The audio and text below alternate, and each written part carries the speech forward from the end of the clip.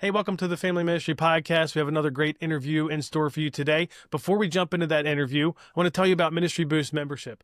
Ministry Boost membership is an online platform to help you recruit more volunteers. Who doesn't need more volunteers? And build a thriving family ministry. It's over 50 courses and resources and ministry kits, done for you resources to help you fast forward the development in your ministry. I don't know if you're like me, but there's just not enough time in a week, in a day, in a month to always work on the ministry and help make it better and what we want it to be while we're working in it and getting ready for next Sunday or next Wednesday or whatever that might look like. So check out ministryboost.org and check out the membership where you get access to everything for one low monthly cost. If you have multiple staff at your church that would benefit, there's a price for that as well, and everybody gets to be part of it for one low price. Doesn't even cost as much as 2 users. So if you need to recruit more volunteers, which I think that's probably most of us, if you want to develop your family ministry, check out ministryboost.org. And then the other thing is the Family Ministry Roundtable. This is a new gathering that we're hosting in Dallas, Texas in November 5th and 6th for family ministry teams. So if you're a church where you want kids ministry and youth ministry to work together as one team, this gathering is for you. You're going to come together. We've got some great speakers going to talk about everything that's happening in family ministry, both big picture, like for all of us as one team, but also in preschool, in elementary, preteen, student ministry, next gen pastors, and even some specific topics within there. And then the thing I love the most about it and kind of the idea behind this whole concept is that it's a roundtable event. So we will spend time listening to experts talk about what's working in their church and what's working in their ministry. But you also have time hearing from other churches. What are they doing on the ground? How are you doing this? What is that document? Can I have it? I feel like that's the strength of family ministries, is sharing that kind of information. I know our church has learned so much from other churches. And so I'm looking forward to the Family Ministry Roundtable. Check it out now to get the best price. And we hope to see you in November. Now let's jump in and listen to this week's episode of the podcast. Check out the show notes for all the links and everything else. Well, today we have my friend Collette Taylor on the podcast. Welcome, Colette. How are you doing? I'm great. Excited to be here. Thanks for having me. Yes, and we're going to talk all about your book, Creating Experiences for Kids. But first, kind of give us like an introduction. Who are you? What are you all about?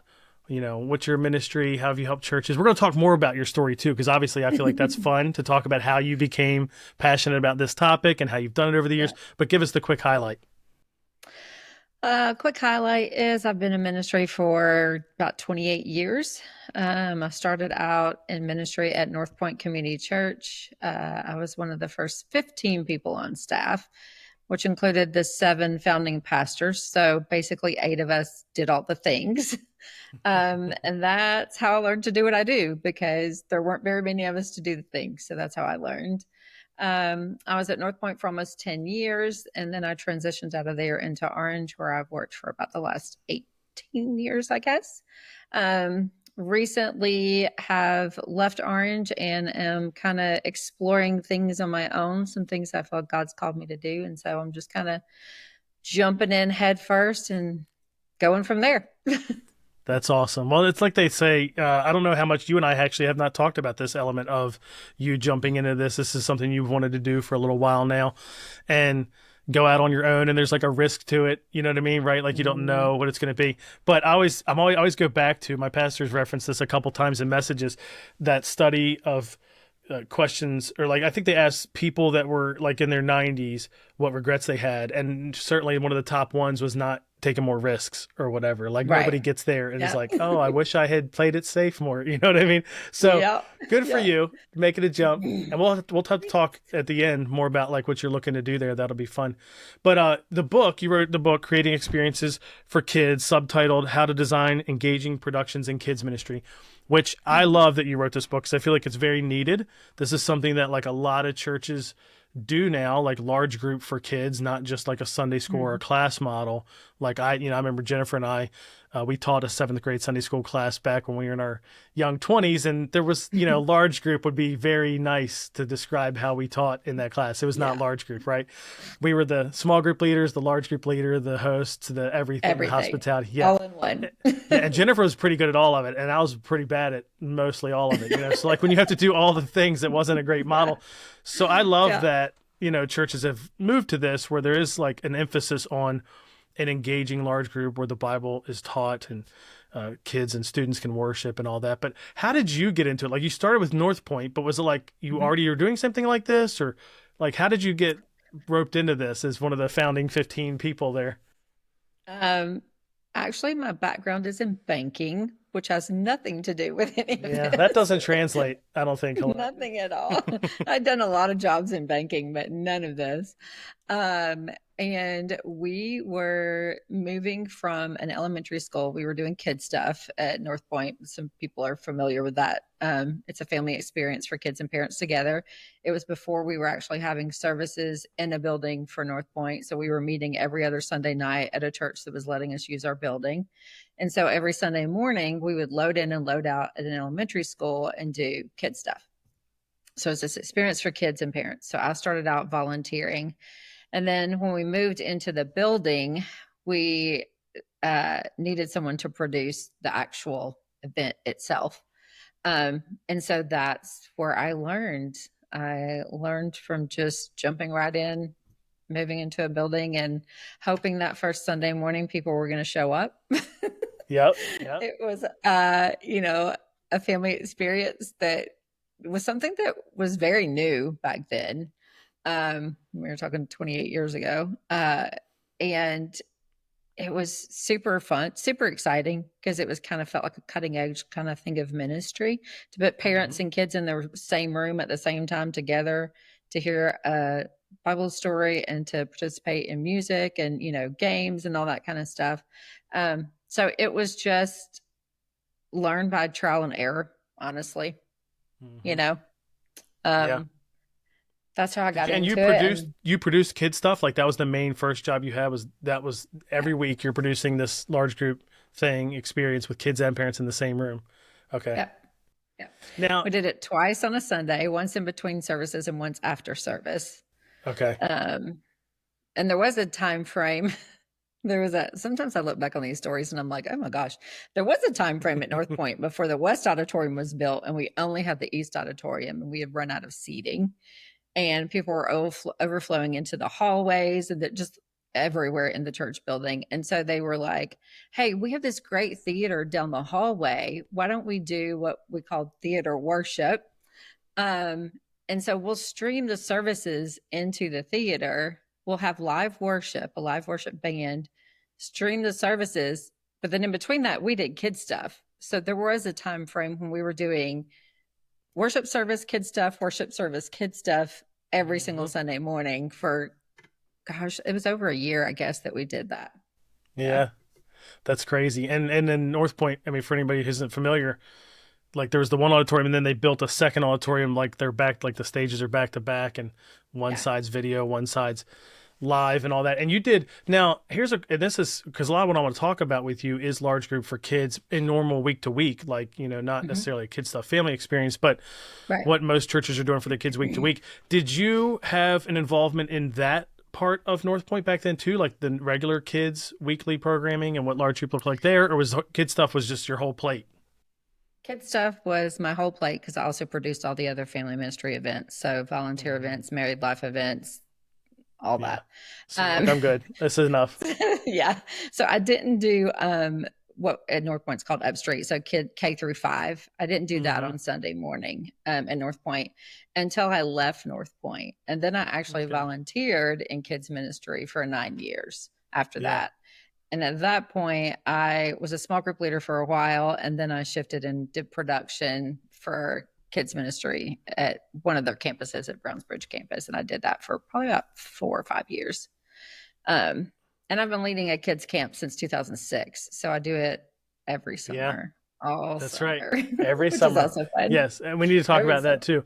And I see the reason I asked this too is because as we're going to get to the practical and what's the book about and how can leaders apply it. But you started with kid stuff, but then you've kind of carried this production, I guess I can call it, job role into Orange. Like you were saying, you were doing it for other events at North Point. And so what did it look like at Orange when you made that jump? Because now you're not producing events for kids as much as you are for church leaders. Like, what did that look like and what were some of the things that transferred? Well, I continued to do so. We started Camp Kid Gym back in 2006 when I was still on staff at North Point. So Okay. I basically continued to do that through my Yeah. entire time at Orange. So I did that every summer. And then transferring into Orange ministry, I started producing the Orange Conference, which is an annual conference we have for church leaders from around the world. And then I would produce the Orange Tour, which we would travel from September to November and go into churches and do like basically 1 day leader training events at a church location. And then I also produced an event called Next, which is for next gen pastors. And I feel like there's another one I'm forgetting. It's kind of like a whirlwind of just my calendar Sure. has always just been like, okay, that event's finished. Let's go to the next one. Let's go to the next one kind of thing. So it was like, it would be like Next was in January, and then I'd hit conference in April, late April, and then I would do camp all of June and July, and then head out Uh-huh. straight in September and tour until Yeah. Thanksgiving. So I kind of would take a breath in December. Is kind of what would Yeah. happen. That Just was one my month. time to kind of So breathe. I've said before, and this is probably true of most organizations that serve the church, is that they mirror the church in so many ways. Like I've said that about Orange. Mhm. We're like, because like as you were going through, like I'll do this event and then I think of the next one. I Yeah. know a lot of kids and student pastors are listening to this going, me too. Like I think of, you know Mhm. what I mean? I'm doing the normal Yep. thing, the weekly Yeah. thing, but then I'm thinking about dedication is coming up. And after dedication, we've got Yeah. Christmas party. And after Christmas party, we've got, you know what I mean? So it's Yeah. funny how it's very similar. Like it's easy to see how translated from your job at North Point to Orange. And obviously that scale, I mean, Orange Conference, has been Mhm. so huge and you've done such a great job producing that over the years. Nobody goes to Orange Conference that isn't wowed by the production. So I'd love to talk about the book. You put a lot of that knowledge from your experience over the years in the book. And then also like just practical things about how church leaders, kids pastors, student pastors can use this. The whole first part of the book talks about how experiences move kids. So it's a little bit like the Mhm. why behind the what. Mhm.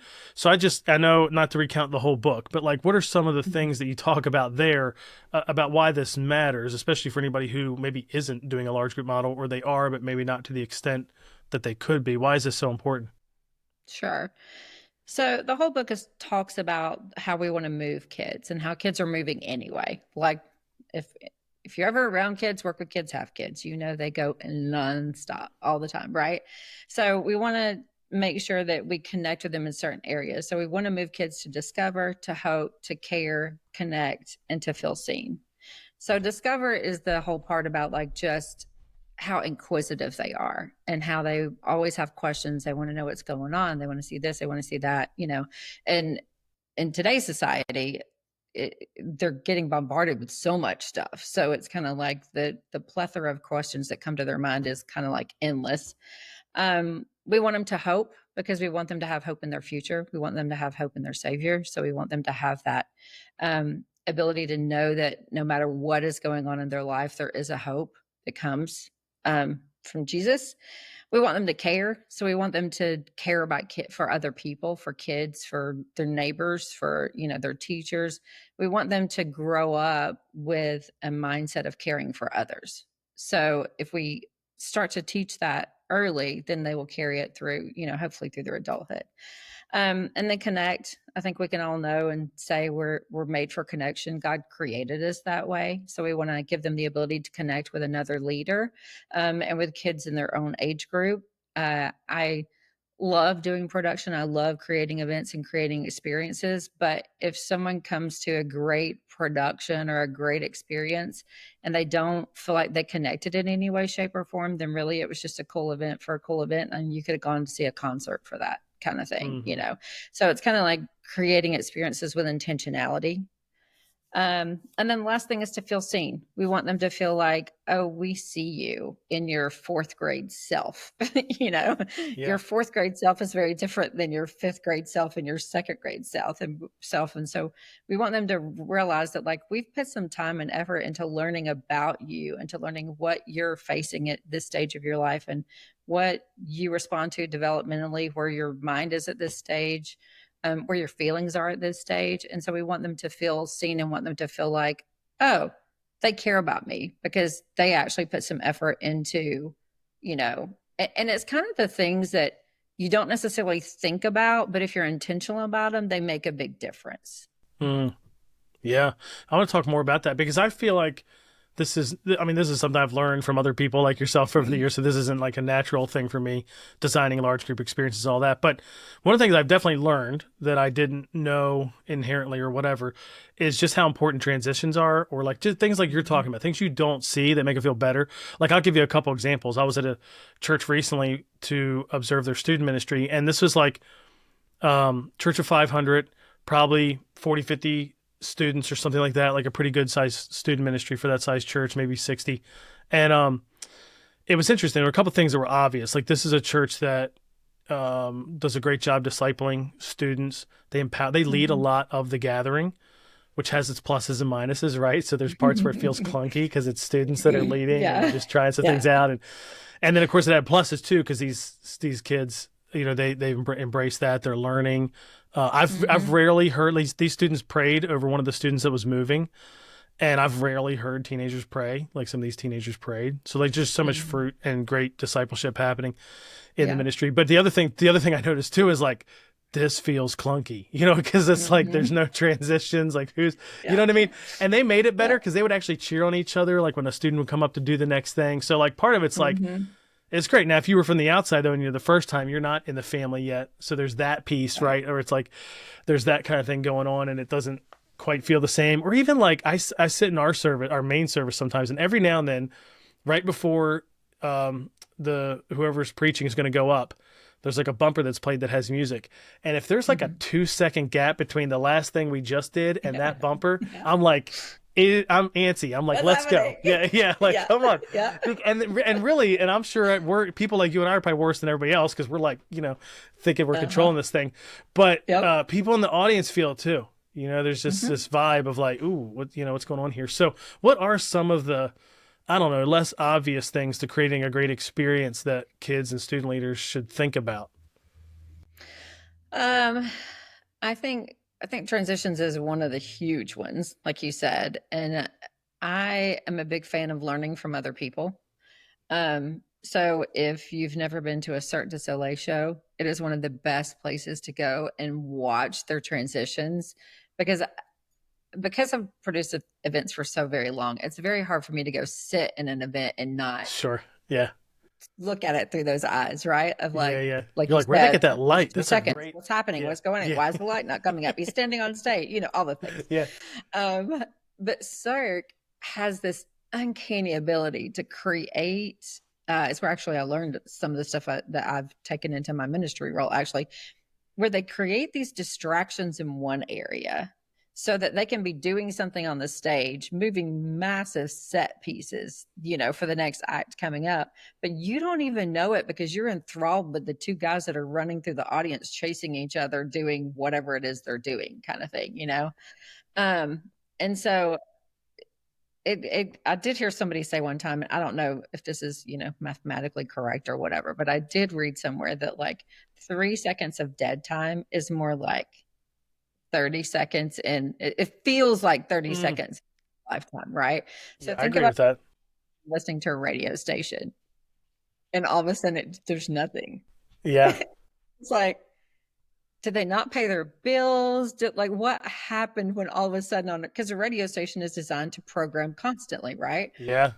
So if you have dead air, it's like, what's wrong? So that's part of it. Positions, especially for kids, because we sit there and we go, oh, what did they miss? What's happening next? Why somebody missed a cue? That's my first thought, right? A kid has now transitioned into something completely different in their brain because their minds wander. And I'm pretty good at a wandering brain, but theirs, it's like they say that a kid needs to have something like every 7 seconds to keep them engaged.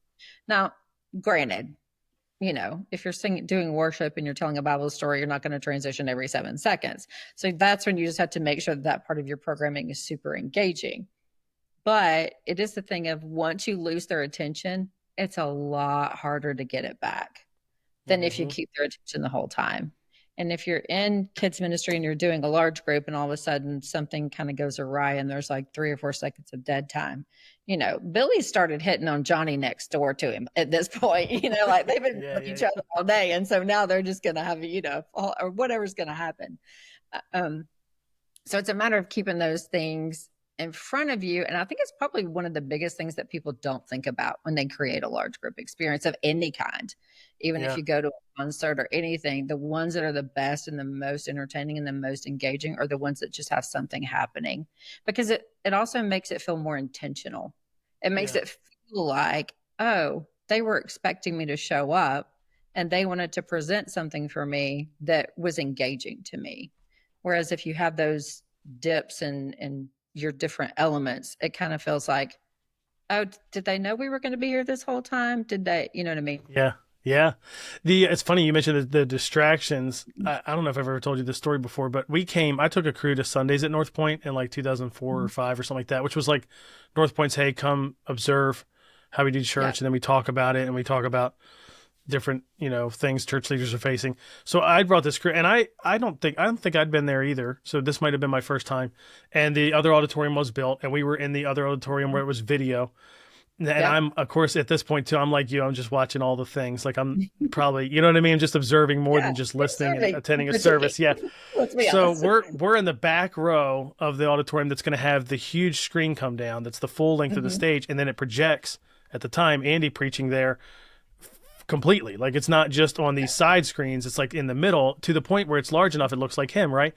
And I Yep. think I knew that. So like, I think I knew it was a thing before I even got there. But anyway, we're there and they'd done worship and now there's a baptism off to the right. And, Mm-hmm. and I'm paying attention and the screen comes down, but in a way that you probably wouldn't notice. Cause I think, people, if you're watching the baptism, you see that screen come down Right. Did you and see then, and that? then, yeah. And then, it comes back and there's Andy and he's preaching and we're so far away. I mean, it's not like it's that big of an auditorium, but you're far enough away. Right. Afterward, one of the ladies that was with us, I mentioned about the screen. Like how cool was that you didn't even really notice it? She's like, he was on a screen. I was Yeah. like, yeah, he was on a screen. So she It didn't was even great. know that the thing she was looking at on the stage was not actually Andy. It was a screen. Yeah.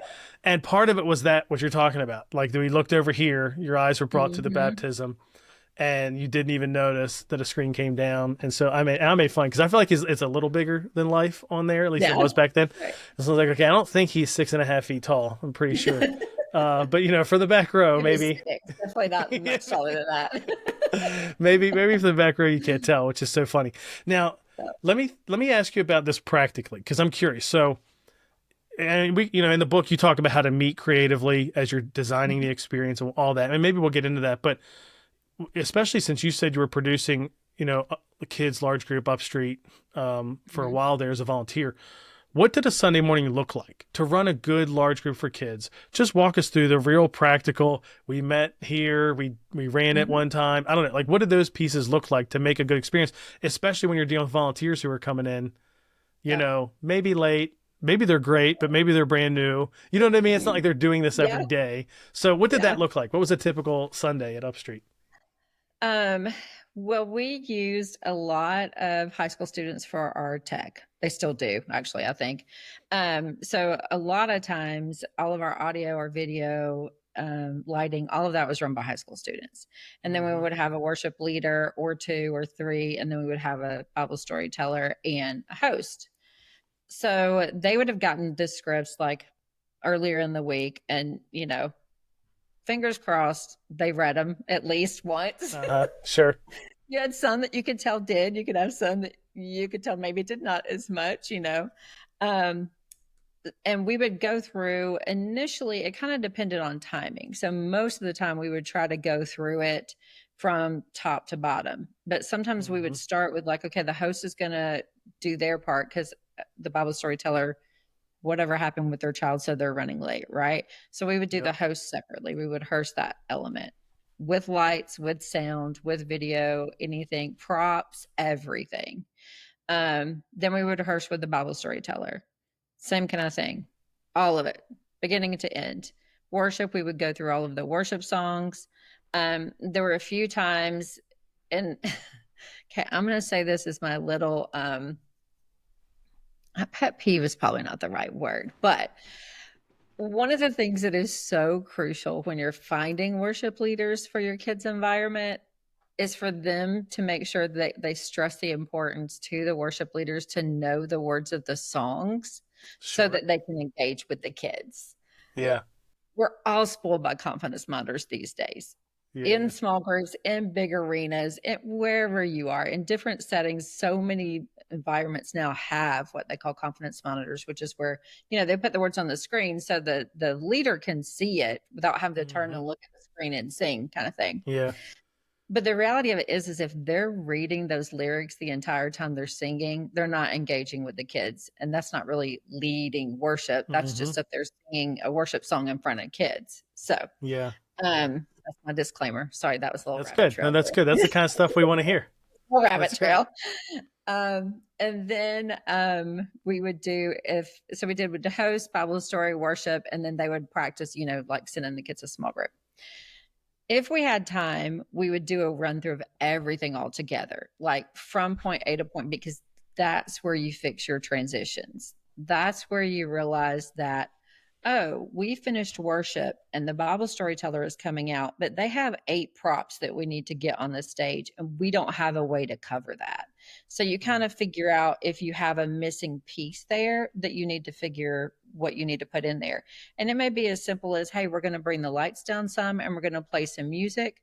Or it may be we're going to have the host come up and say a couple of statements before the Bible story comes out so that they can get the prop set. Um, it just helps you streamline what your transitions are from point A to point B. Um, and then we would go through the whole thing. We would then have a meeting afterwards, which we call a production meeting. I will say this, there were moments when after everybody rehearsed their simple moments, we didn't have time, or their sections, we wouldn't have time to do a full rehearsal from beginning to end.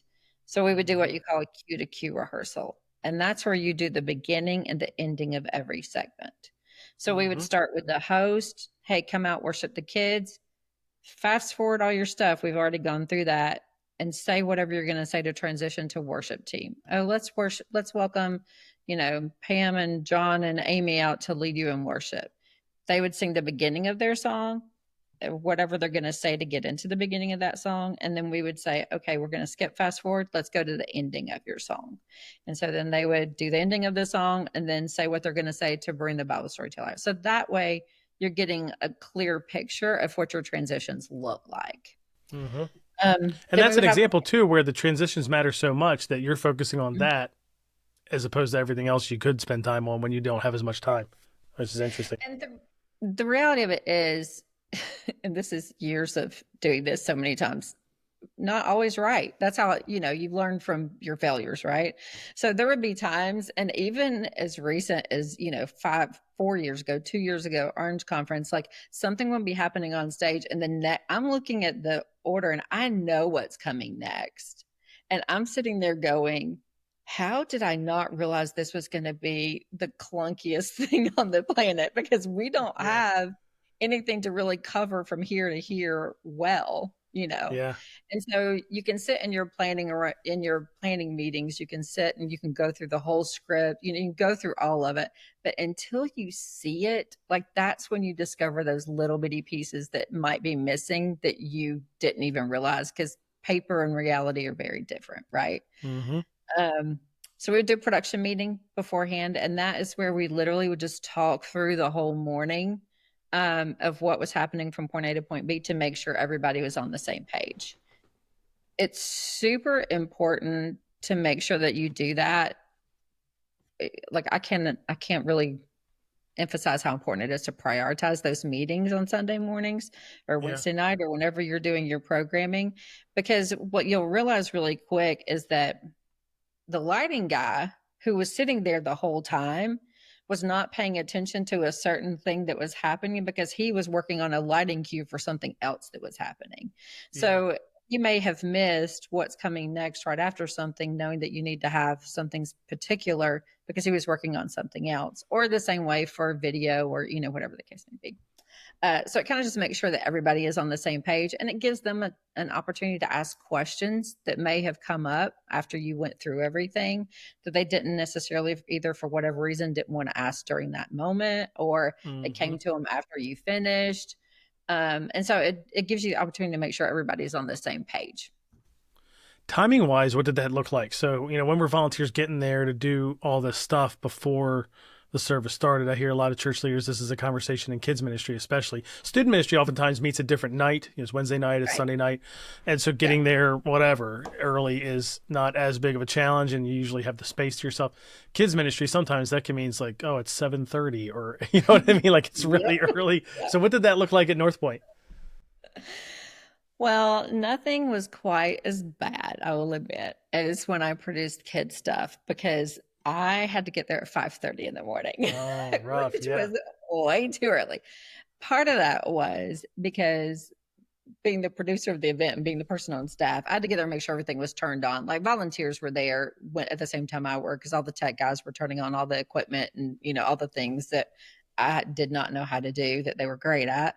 Um, but part of it was because we did all of our rehearsal before church, so that for before big church as we called it, Hmm. before adult Yep. service, Yep. so that the adults could walk down and go to service, the first service if they wanted to, and then they Hmm. would come back, and that way we'd jump right into it as soon as service was over. So we never rehearsed during service, and during the years of theater worship we couldn't have, because we were streaming service. But we never rehearsed during service because we wanted to give all of the volunteers ample time to be able to go to whichever service they wanted to go to. Hmm. um, so it really just depends on your schedule. Like for us, services at North Point started at 9. um, and so, kids, families would start arriving for service, between 8:15 and 8:30, because if you didn't get there and get a parking spot, you weren't going to get a parking spot. So they would start arriving early. So when I was producing it, afterwards, we would typically get there between 7:15 and 7:30. Um, the people who were there to turn on the equipment would get there a few minutes early to make sure everything was up and Hmm. ready to go. I think the biggest thing is that you don't want to ask people to be there so early that they don't want to do it. But at the same Yeah. time, if you cast vision for them really well about what they're being involved in, an extra 15 minutes won't make a difference. And you can say be there at 7:30, but as we all know, even if they're there at 7:30, they got to get coffee, they got to have Huh. donuts, they got to Yeah. talk to so and so about the game yesterday. Yeah. So Yeah. there's Yeah. always those things. It's like you're not starting right at 7:30 no Yeah. matter what. Sure. So you kind of have to back up a little bit from that and say, okay, we're going to build in 10 to 15 minutes of everybody getting in the building, getting settled, getting their coffee, getting their donuts, seeing their friends that they haven't seen, all that kind of stuff before you actually dive into, okay, be in your large group room at this time to start rehearsal. What time did it look like for Upstreet volunteers? If service was 9, were you doing run throughs at 8? Like what was that typically? Yes, we were. About We're about an doing. hour before. Mhm. Yeah. That's probably similar to what we do. I was just thinking, I think at some points we've been able to do even 45 minutes before, but it's a Yeah. very different context. We don't have parking issues. We're in a business park. There's nobody, like hardly anybody's there, when Mhm. we meet on Sundays. And we probably only need about 30 minutes to fully knock it out. But we don't, the thing that we don't do, because for years we did in-person storytellers, and we don't have that now. Mhm. When we opened a preteen environment, and we had planted a church years ago, and just through all those cycles, we went to using the video for the story. So now there's Yep. not as much, to like for somebody to run Yeah. through. There's the host and the Mhm. worship and tech and stuff like that. This is the funny thing too. I'm sure people can relate, and I don't know how much this wouldn't have been as much of a case obviously years ago, but we have a lot of students running tech too, and just like Mhm. adults, they can be on that phone, Yep. and I'll be like, Yeah. sometimes I'm on stage and I'm like, hey, we gotta turn the Hey. volume up. Hey. Like I gotta send like a signal, like while they're playing a game and nobody's looking at me, like, Uh-huh. hey, Yeah. somebody, Especially now. mm-hmm, It's yeah, so much more prevalent. They're texting their buddy that's running lights in the room next door, yeah, yeah, or yeah. whatever the case may be. But So yeah, funny. it's a Well, whole thing. Sure. let's wrap up talking about like the pieces off. So like that is the large group and doing it that day, and but let's talk about the planning of it or the evaluation of it. What are some tips you give on either side of that coin? Thinking probably about the kids or student pastor that's planning a weekly experience for for the whole next month or something like that, what are some recommendations you have in the planning and the evaluation? Planning wise, I would say no matter what curriculum you're using, you need to go through it together and say what in the context of this curriculum doesn't fit in my environment. Because if you're in a inner city in Washington, D.C. or New York, it's very different than in Lancaster, Pennsylvania, or, or even different parts of Florida or wherever you may be. So I think a lot of it is one of the reasons to have meetings is to go through the content and go, what part of this works for us and what part of it do we need to change? And sometimes it may be a simple terminology. They may use a phrase that, where your church is doesn't fit in your church. So you go, okay, well, the host says this here, but we need to change that to fit with what's going to fit in our context of our community. So I think that's one of the first things. Meetings to me are so important to make sure that you can talk through all the pieces and all the components and all the things that you need to have, and how you may look at a script and go, oh, we could beef this up by adding this or adding this. So it's determining who your team is going to be. Um, you can have too many people. Some people are like, can you have too many? You can have too many people. Um, Somebody said one time that creativity without focus is chaos. And I Mm, totally believe that, because and it's kind of counterintuitive, because people think like, oh, if we're going to be creative, we don't need to be focused. But it's actually mm-hmm, just the reason you need to be focused, so that you have the room to be creative, if that makes sense. mm-hmm. So determine who your team are, make sure you have the right people. I would initially, and we did this early on in our North Point days, and we've done it at Orange, and I've done it with camp meetings, invite people to one or two meetings, and so you can kind of evaluate a couple of things. One, how do they fit with the team? If you have a person that talks nonstop and gives no one else time to breathe, they're not going to be your best person in a creative meeting, because no one else's ideas are getting heard, right? Mm-hmm. How are they with their ideas? Do they hold them loosely enough to where if you don't go with their idea, they don't get offended? Because nine Mm-hmm. times out of 10, or at least eight times out of 10, I would say the idea that comes to the table, the very first idea, is not the best idea most of the time. Most of the Mm-hmm. time, the people in the room jumped off of that idea. So it started you, but then four iterations down is where you got to the best idea, right? Yep. So make sure your space is great, comfortable, creative. I love having fidget toys or Mm-hmm. anything. It's amazing how much it can help you concentrate. We were doing our staff and intern treat for our camp staff. We hired college students for the summer, and we were doing our intern retreat or a staff retreat last um, April, I guess it was, or May it was. And so one of the girls brought a bunch of fidget toys for them.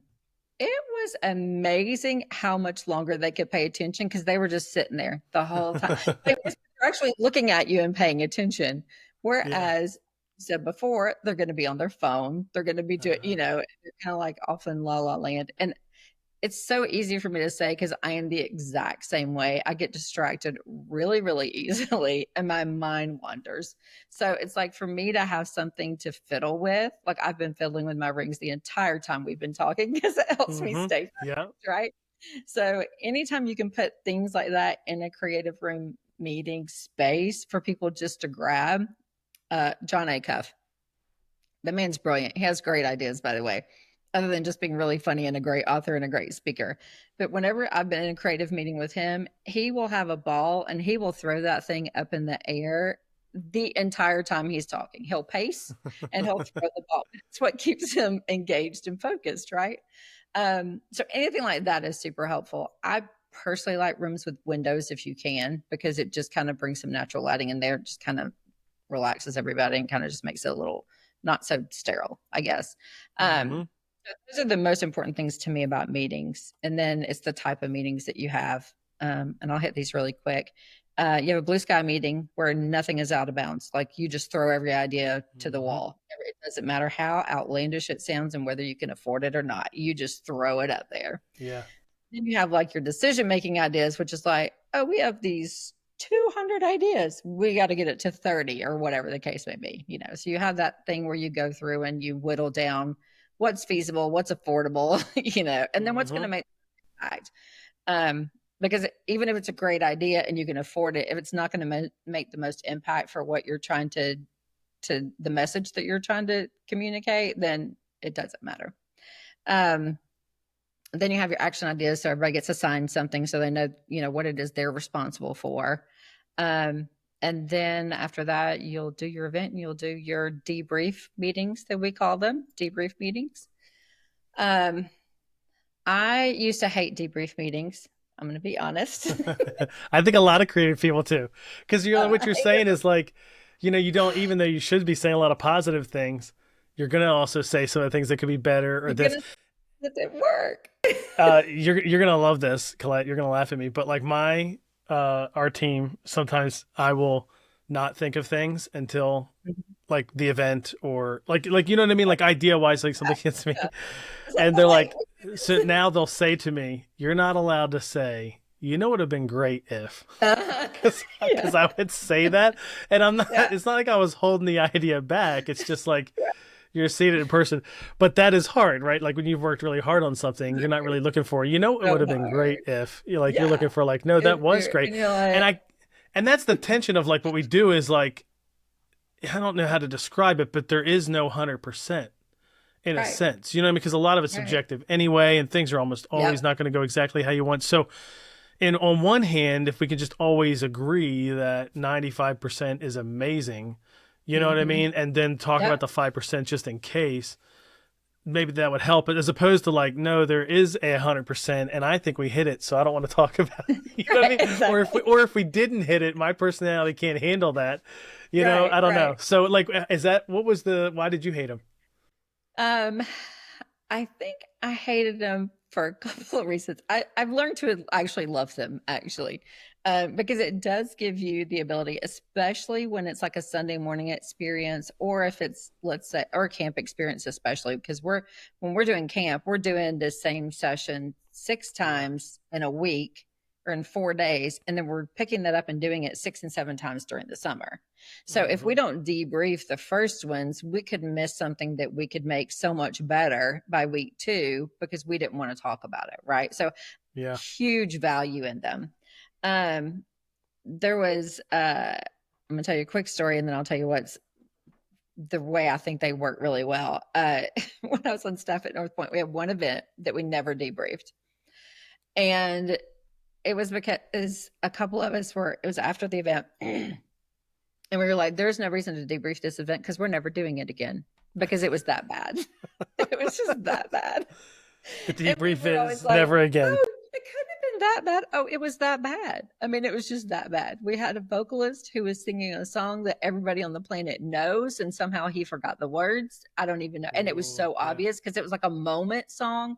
It wasn't like corporate worship song when you can fake it and hold the microphone out for the audience to sing, right? Like this was a moment, and he just, poor dude, just crushed it. He totally forgot it. We had an actor fall off the stage and had his leg open and had to go to the ER.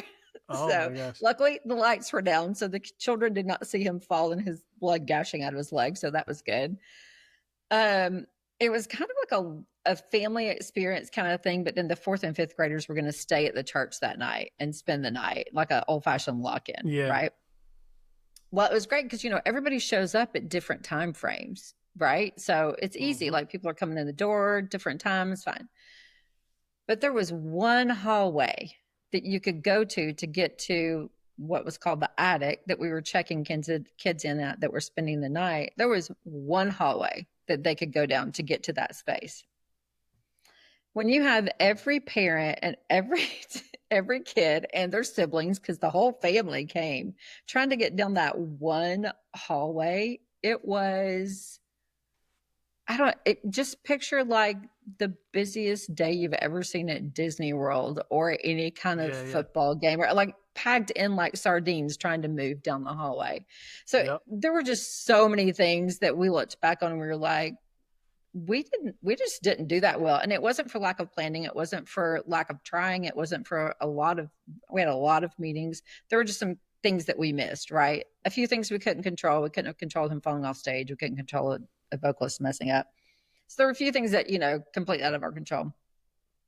But I think the thing that helped us know from every other church service that we did, like every other large group experience or every other special event that we did, to sit down and debrief it, is because there's things that somebody else is going to see that you're not going to see. So if you and I are standing in the back of a large group room of a fourth and fifth grade room, let's say, and we're watching it happen from very beginning to very end, you're going to see things that I didn't see, and I'm going to see things that you didn't see, things that went well and things that didn't go well. Either way, we're going to have a different context. And so we're going to pick up on some different things. So that's part of it. You get more viewpoints, you get more ideas from more people because you're going through it. You're looking at it through different lenses, not just your own personal lens, right? Mm-hmm. It does give you the ability to fix things, to correct things that may not have been as great. It also gives you the ability when it comes to volunteers. And I have worked with volunteers. I mean, North Point was run by volunteers. Like when we first started here, again, there were 15 of us on staff, and Sunday mornings did not happen without volunteers. And they still don't, like at a lot of churches, and North Point being one of those. Like one of the reasons that it works so well is because you have so many volunteers that believe in the vision of the church and what the church ministry is doing, right? So given all of that, totally lost my train of thought. You're going to have to edit this part, Nick. It's all good. You were talking about volunteers, but before that, you're right. You were going a different direction because you were talking about volunteers. Thank you. So talking about volunteers. So one of the things that Debrief does is it helps you clearly look at your people that are on stage, your worship leaders, your hosts, your Bible stories. Sure. It gives you the opportunity to evaluate them with other people, because as I was saying before, you're going to see things I don't see. There may be a storyteller that they're just not my cup of tea, but you may think they're the greatest thing since sliced bread, right? Because not every person is going to relate to every single person. That's different than someone who is just not great at the role. And so this gives you the ability to sit back as a team and go, hey, is that person in the right spot? Do we need to look at some other place to put that person? They may think that they're a great host, but hey, they actually would probably be a really better Bible storyteller, or vice versa. They may think they're a great storyteller, but they would actually be a really good host. I thought my phone was on silent and it wasn't. So it kind of gives you the ability to evaluate everything from your check-in to your actual programming to your people that are on stage, every single piece of it. And then you can kind of make those tweaks as you go from week to week and kind of get to the best case of an experience for a kid to step into the room and to experience Jesus. Mm-hmm. Yeah, and I would imagine a lot of ministry leaders are maybe evaluating some of the big things, the event or whatever, but maybe not the weekly large group and kids. And even if you just did it, or students or whatever, even if you did it every week, I mean, our pastor's big on that, on our service especially. And I mean, we've been doing it for 18 years and he doesn't skip it. You know what I mean? Like it's, and he's the one under the microscope more than anybody, when it comes time for that meeting, you're right. And so that culture of improvement and evaluation is huge. But even if you could do it, maybe even if it's not every week, but it's like at least every month or something like that, you're evaluating the pieces of your kids' large group. You get together and you talk about the whole month, which I don't know. There is some power to doing it pretty soon after. Like we always have, our team knows with our annual events, we have typically end up with this set meeting time every week. And that's when we're talking about that. And we always leave. There's always one more meeting after the event because that's the debrief. That's the debrief meeting. And then after that, we'll delete them. But, we need that one. And it's nice to do it within a few days because it's you just remember all it's the fresh stuff, which I think is helpful. Yeah. Which I will say this, here's a little tip that probably a lot of people do, but we didn't start doing it until about 2 years ago. And we've been doing camp, 100 years. And 2 years ago, one of our staff was like, I'm going to create a shared note and share it with 4 other staff people. And anytime something comes up at camp, they were like, oh, we need to fix this. Type it in your note. Everybody has access to it on their phone. Yeah. Because sometimes it's stuff we can fix from week to week, right? Yeah. Sometimes it may be something that happened with registration that we can't fix until next year. We're not going to remember it when we get ready to Yep. sign people up for next year. And it's great because we'll go back, and sometimes it's just like, oh, wouldn't it be a good idea if?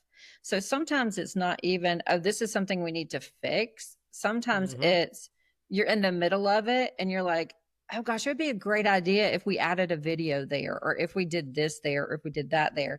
And when you're, after you've done an entire Sunday and you're home and you've watched football and, you know, you lived and you won't necessarily remember that great idea. Yeah. So it kind of just gives you a place to put it right then and there. And then everybody that's in your group can see it and you can reference it. And then you can talk about it at a later date to go, oh yeah, let's dive into that a little bit more. That is a great idea. Let's, flesh that out a little bit more and see what comes of it. So. Yeah. And with our big events, wouldn't be true of our weekly stuff. There's not that many moving pieces, but with our big annual events, we use the same system every year. And so we go back, and I feel like we're to the point now where they're big enough and there's enough things that we talk about doing different or adding or changing or whatever, that we need to go back to that old document multiple times. Like we need to go back to it when we start planning 6 months out. We need to go back again 3 months out, because there's ideas, there's things in there that some of it related to stuff that was about planning, some of it related to registration, some of it related to the day of. And it's like, you're not going to remember all that. So again, nobody loves it, but it's almost like we have to go back through that document 3-4 times before leading up to the event, so that you catch all of it. We just won't remember. And then every now and then, we do this all the time too, where it's like, didn't we say a couple of years ago we wanted? It's like, yes, we did, but obviously we didn't look at the thing again. We forgot. Yep. Exactly. It's in there, I promise. But we didn't remember to do it. Cool. Well, Colette, this is so much fun. I always enjoy talking with you. I love everything you've created and stuff you worked on at North Point. Our church learned from that when I was there years ago, multiple times, and Orange is always such a great experience, the conference that you produced there. So what are you getting into now? We got to go back to the very beginning. I was like, okay, now you're stepping into this unknown. What are you working on? What are you dreaming about? So now, I have never been a person for lack of dreams. I always have a lot. And so I had been working on my exit plan from Orange for about it was kind of like a 2 to 5 year plan. And we're kind of like in year 2. So I was like, okay, it's time. Let's just go ahead and jump. As you get to be a little more seasoned, I will say, older, you realize that if I don't jump, I'm not going to jump, right? It's like, now is the time kind of thing. And so I feel like God had said, you've done everything you can do here, and it is time to just branch out and do something's different, something similar. So I'm still producing events. I'm producing them for different organizations, for corporate organizations and for ministry organizations. And so that's super fun. I'm all about variety. So actually I love the variety. So that's a lot of fun. And then I am speaking so I'm doing some workshops, which is about creating experiences for kids to try to help. When we wrote this book, it was that thing of like, to me, it's just like so ingrained in my brain that when we started talking about transitions, it's like, of course you pay attention to transitions. This is what you do. But a friend of mine was reading it, and she's like, if I had known this 2 years ago, it would have been so helpful when I was creating these events, at this community. So I think sometimes we forget that some of the things that we know is just not second nature to other people because they haven't done it. Sure. So it's like, so having the opportunity to speak and to share, what I've learned over the years has been super fun. And then I'm in the process of writing another book. So I'm excited about that. And then consult with churches. So if there's a church that's like, hey, we could use an infusion of like just some help walking alongside us with, our large group experience for kids and how that all works, and how you find people, how you find volunteers, how you train them, how you educate, all that kind of stuff. So I'm doing some of that too. So kind of a little bit of everything, kind of all rolled into one, but it's all centered around events and just sharing the message Jesus that we've been given is in a fun, creative, engaging way. So people want to keep showing up. That's awesome. Where can people get the book and connect with you? They can go to Colette at ColetteTaylor.com. And you can see all the things that I'm doing. And then you can also order the book from there. And there'll be a newsletter that'll come to you like once a month. I'm not going to clutter up anybody's email, all that kind of stuff. Lord knows we all get enough of that. But if you want to sign up for that, you can do that, and you'll get some tips on doing events, also with some of my random musings that happen during the course of my lifetime. Always fun. And yeah, that's it. Awesome. Well, Colette, thanks for coming on the podcast. Thanks, Nick. That's great. It's always fun to chat. I love talking ministry with you.